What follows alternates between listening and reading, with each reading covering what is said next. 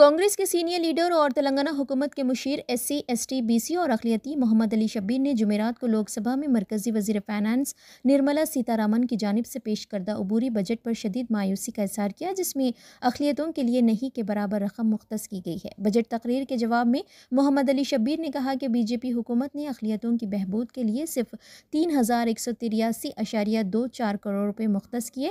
2023 سے 2024 میں مختص رقم 3097.60 کروڑ روپے تھی، بعد میں اسے 2608.93 کروڑ روپے کر دیا گیا، لہٰذا 2024 سے 25 کے لیے مختص رقم پچھلے سال کے مقابلے میں صرف 86 کروڑ روپے زیادہ ہے۔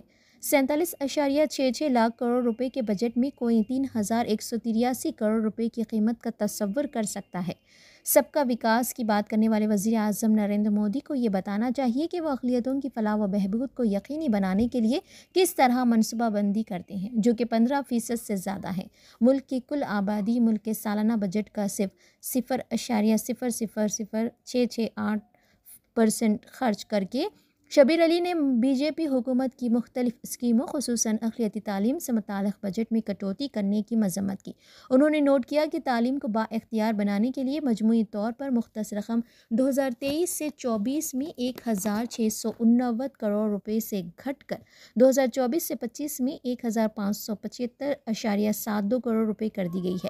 اقلیتوں کے لیے پوسٹ میٹرک اسکالرشپ کے علاوہ جن کی مختص رقم 1065 کروڑ روپے سے بڑھا کر 1145.38 کروڑ روپے کر دی گئی ہے۔ باقی تمام اسکیموں کے لیے مختص رقم کو کم کر دیا گیا ہے۔ ان میں اقلیتوں کے لیے پری میٹرک اسکالرشپ 433 کروڑ سے 326.16 کروڑ روپے شامل ہیں۔ پیشہ ورانہ اور تکنیکی کورسز کے لیے میٹرک کم میرٹ اسکالرشپ 44 کروڑ سے 33.80 کروڑ روپے، اقلیتی طلبہ کے لیے مولانا آزاد نیشنل فیلوشپ 96 کروڑ سے 45.08 کروڑ روپے، اقلیتوں کے لیے مفت کوچنگ اور اس سے منسلک اسکیمیں 30 کروڑ سے 10 کروڑ روپے، اوورسیز اسٹڈیز کے لیے تعلیمی قرضوں پر سود پر سبسڈی 21 کروڑ سے 15.30 کروڑ روپے۔ انہوں نے ذکر کیا کہ U P S C S T ریاستی پبلک سروس کمیشن وغیرہ کے ذریعے کیے گئے پریمیم کو کلیئر کرنے والے اقلیتی طلبہ کی مدد کی اسکیم کو 2022 سے 23 میں صرف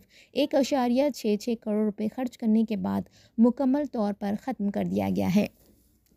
شبیر علی نے اسکل ڈیولپمنٹ اور ذریعہ معاش کے عنوان سے اسکیموں میں بڑے پیمانے پر کمی کو اجاگر کیا۔ اسکیمیں بشمول ہنر مندی کے فروغ کے اقدامات، نئی منزل، the integrated educational and livelihood institute, روایتی فنون دستکاری برائے ترقی میں ہنر اور تربیت کو اپ گریڈ کرنا اور اقلیتی خواتین کی قیادت کی ترقی کی اسکیم کو ختم کر دیا گیا ہے۔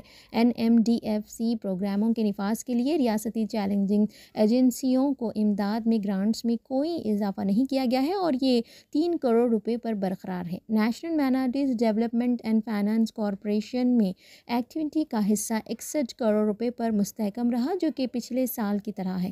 انہوں نے کہا کہ اسکل ڈیولپمنٹ اینڈ لیولیہڈس کے عنوان کے تحت مختص رقم 2023 سے 24 میں 64.40 کروڑ روپے سے گھٹ کر 2024 سے 25 میں صرف 3 کروڑ روپے رہ گئی۔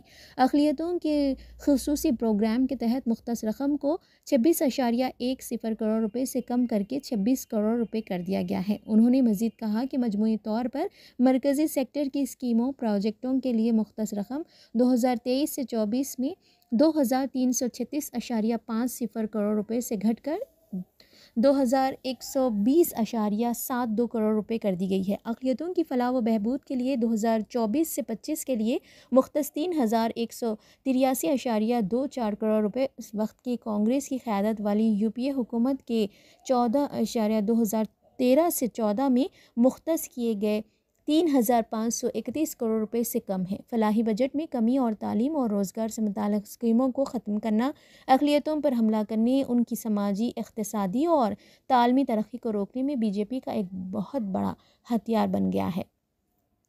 شبیر علی نے نشاندہی کی کہ سابقہ UPA کی قیادت والی کانگریس حکومت نے 2006 میں اقلیتی امور کے لیے ایک الگ وزارت قائم کی تھی۔ تب سے اقلیتی امور کی وزارت کے لیے بجٹ مختص میں تیزی سے اضافہ ہوا، جو کہ 2006 سے 7 میں 144 کروڑ روپے سے شروع ہو کر چھونے تک پہنچ گیا۔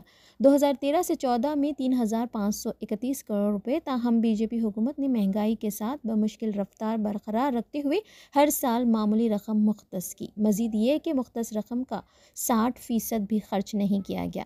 انہوں نے کہا کہ مرکزی وزیر نرملا سیتارمن کے ذریعے پیش کردہ ووٹ آن اکاؤنٹ بجٹ نے سب کا ساتھ سب کا وکاس پر PM مودی کے دعووں کے کھوکھلے پن کو بے نقاب کر دیا۔